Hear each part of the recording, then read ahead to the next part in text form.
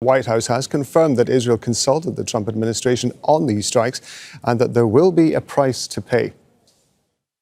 The Trump administration and the White House were consulted by the Israelis on their attacks in Gaza tonight. And as President Trump has made it clear, Hamas, the Houthis, Iran, all those who seek to terrorize not just Israel, but also the United States of America will see a price to pay. All hell will break loose. And all of the terrorists in the Middle East, again, the Houthis, Hezbollah, Hamas, Iranian-backed terror proxies, and Iran themselves should take President Trump very seriously when he says he is not afraid to stand for law-abiding people.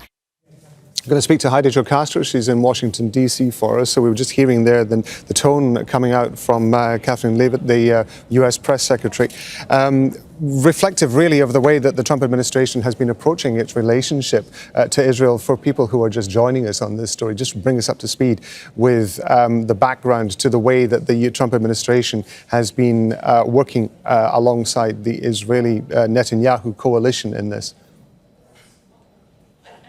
Yeah, Trump said that he was the greatest friend to Israel of all time, and he is trying to deliver on that. He has also said that he is giving Israel everything it needs to, quote, finish the job in Gaza, which included his administration going around Congress in order to get another $4 billion of U.S. military aid delivered to Israel quickly.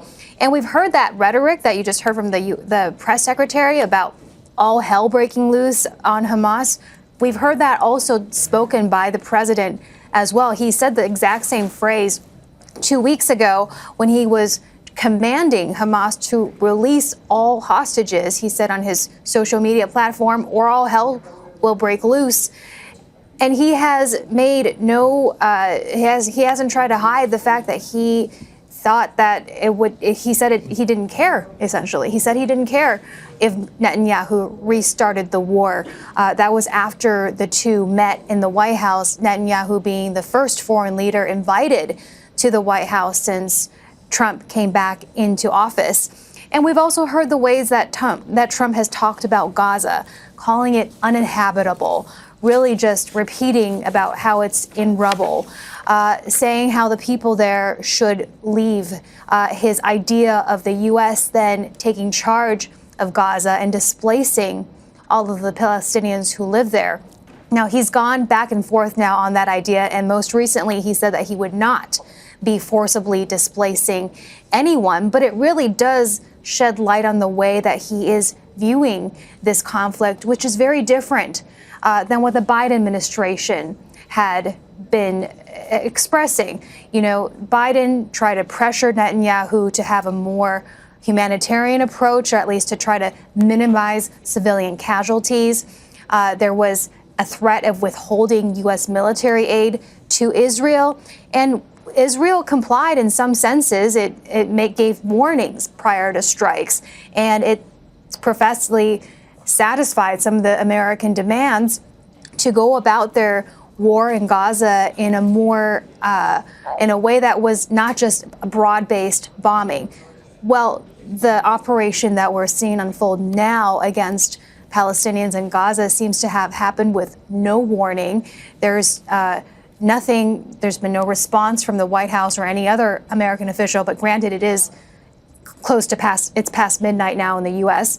But no one has responded with any sorts of words of caution that previously under the Biden administration were given to Israel in these situations. So it's a very different landscape that that Netanyahu is now operating under, and perhaps feeling like he has more cover politically from a very friendly American administration that is unwilling to criticize him in any way.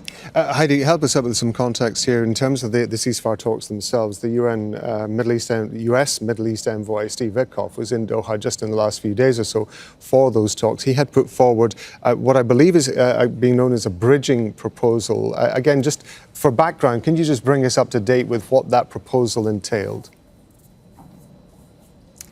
Yeah, Rob, I think I heard you asking about the Steve Witkoff proposal because the audio was cutting out a little bit. But yes, the Middle Eastern envoy from Trump presented a proposal that he was endorsing that was negotiated with Israel to Hamas. And it was to essentially extend phase one of the ceasefire deal. Hamas would release about a handful of the captives in exchange for Israel letting aid re-enter Gaza and extending the ceasefire for another month.